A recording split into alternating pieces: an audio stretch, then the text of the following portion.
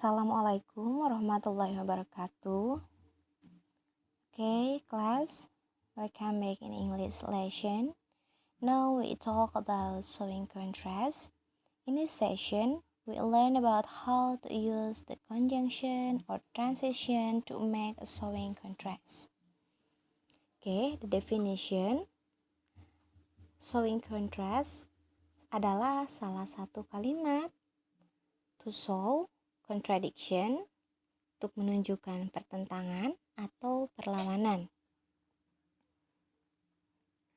And the important point of showing contrast is it has two point of view, negative and positive, and pro and contra.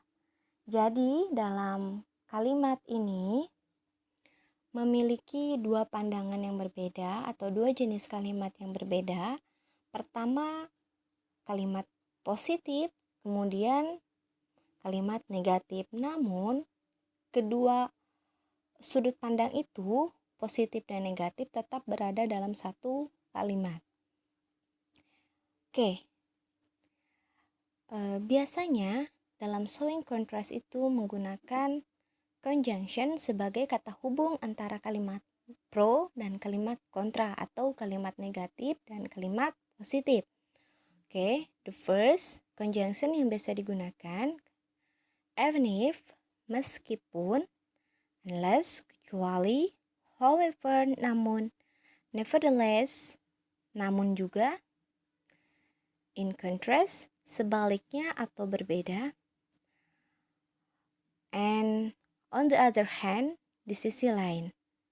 Nah, keenam conjunction ini kalian bisa gunakan yang mana aja sesuai dengan konteks kalimat negatif dan positif yang akan kalian gunakan. Jadi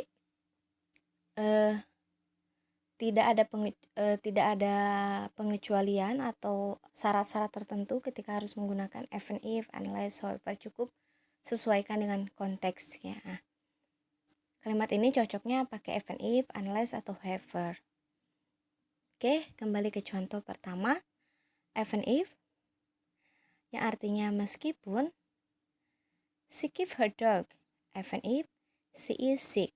Oke, sebelum saya jelaskan lebih lanjut, catatan dalam penulisannya, setelah kalimat pertama itu diakhiri dengan titik atau full stop, kemudian conjunction, even if, terus koma, dilanjutkan lagi dengan kalimat selanjutnya, kemudian full stop atau titik.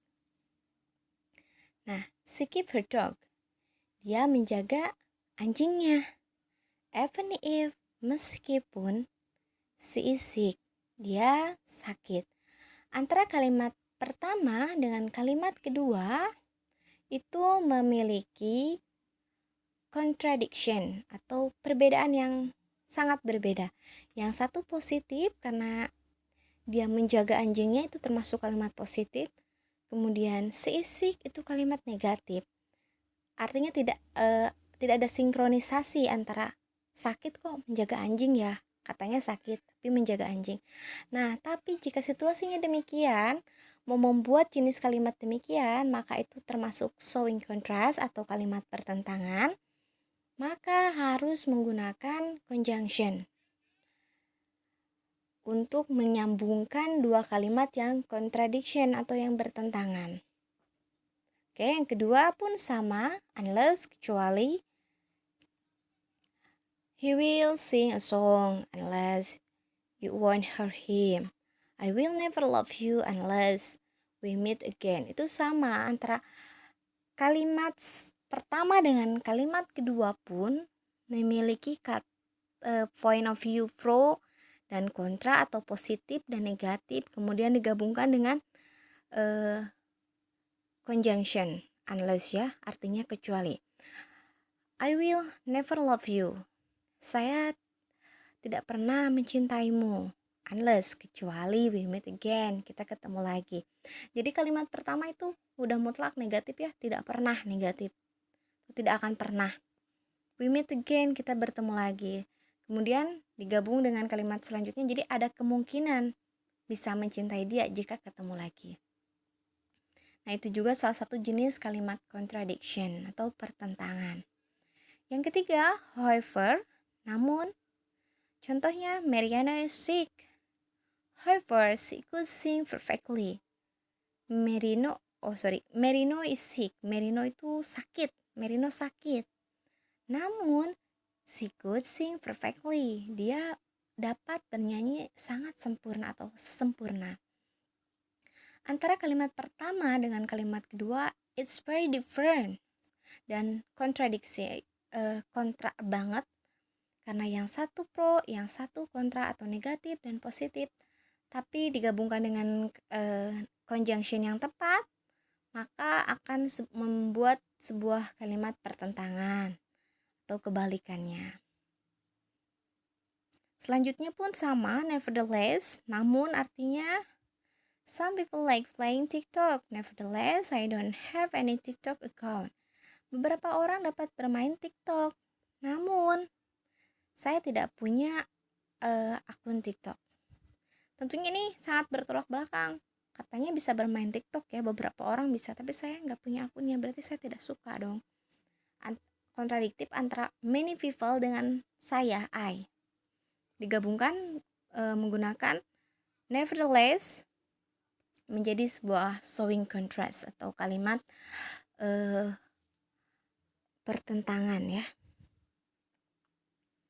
Nah, selanjutnya ini in contrast artinya sebaliknya atau berbeda. Contoh kalimatnya, this child is short and fat. In contrast, her sister is tall and thin. Anak ini pendek dan gemuk. Sebaliknya, in contrast atau berbeda dengan her sister, saudara perempuannya, is tall and thin. Tall, tinggi ya, thin langsing, ya, tidak gemuk. Berbeda sekali. Dan nomor 6, on the other hand, di sisi lain artinya. Alia has many friends in the Facebook.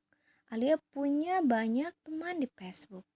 On the other hand, di sisi lain, she doesn't have any friends in the real life. Dia tidak punya teman di dunia nyata. Jadi ada dua sisi. Satu, Alia punya banyak teman di sosial media. Yang kedua, dia tidak punya teman di dunia nyata. Maka kita gabungkan kalimat 1 dan 2 dengan conjunction yang tepat, on the other hand. Oke, catatan atau saya jelaskan lagi bahwa enam conjunction ini kalian boleh gunakan sesuai dengan konteksnya. Misalnya seperti ini, antara however dengan nevertheless kalian bisa tukar, misalnya however dulu atau nevertheless dulu, atau in contrast bisa dimasukkan di kalimat ini.